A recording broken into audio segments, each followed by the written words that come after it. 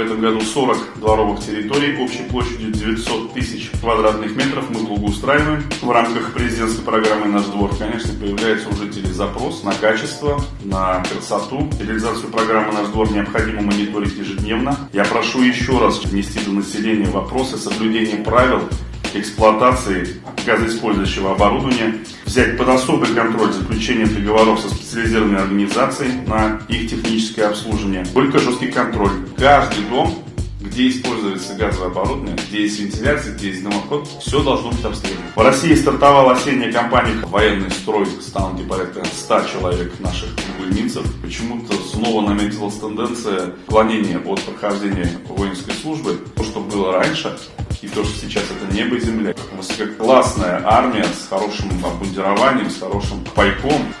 Но в любом случае мы все показатели должны постараться выполнить.